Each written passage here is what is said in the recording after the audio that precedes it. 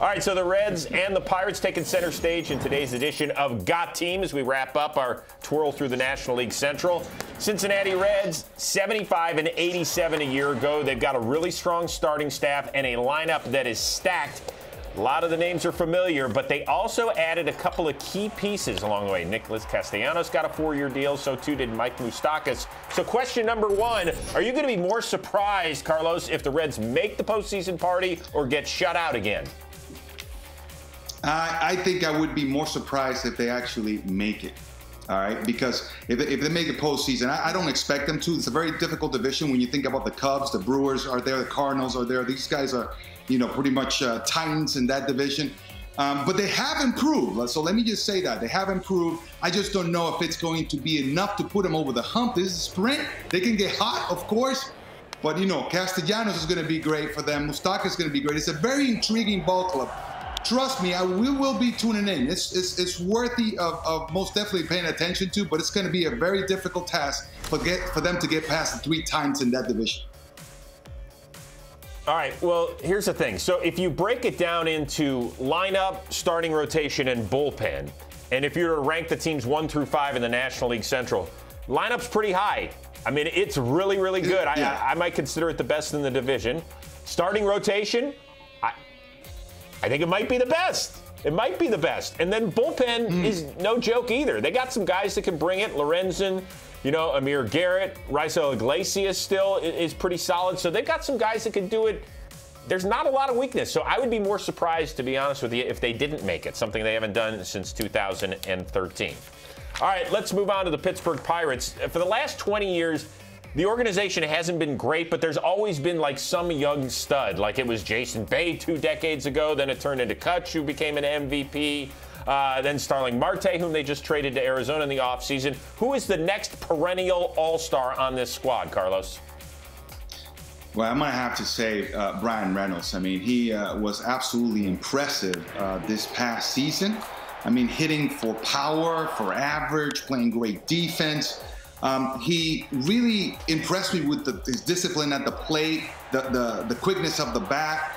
It just seems like he did it all. And now he's going to be tested. I know this is going to be a short season, but the talent plays. So now we say, wait, what's going to happen if he plays, consistently over 162 games? It's only 50 games. This kid demonstrated that he must definitely have the caliber of an all-star player. It's going to be a short season, but I think for years to come, you're going to see him play at that type of level. Impressive.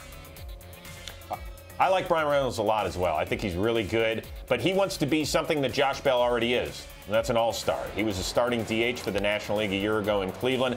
Popped from both sides of the plate, a 936 OPS a year ago.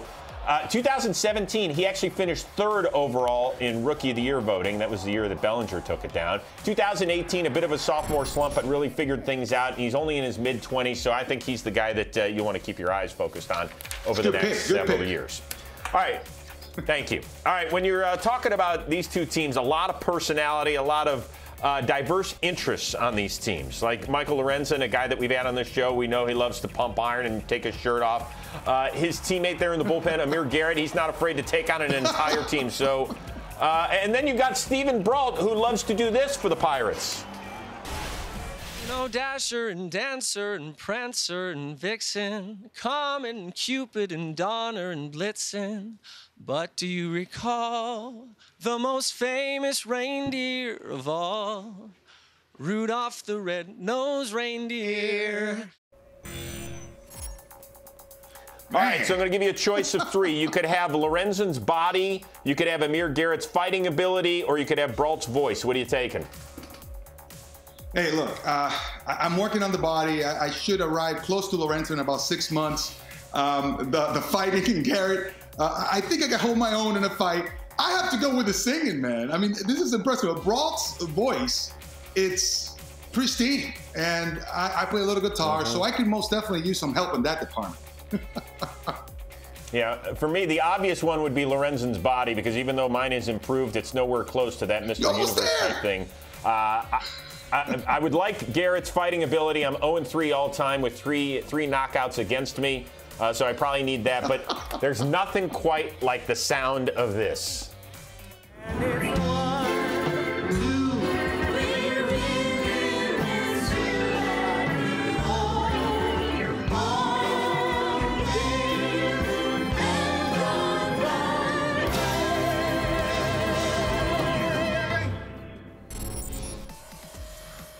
Hey, if you can sing, you can bring a lot of smiles to people's faces.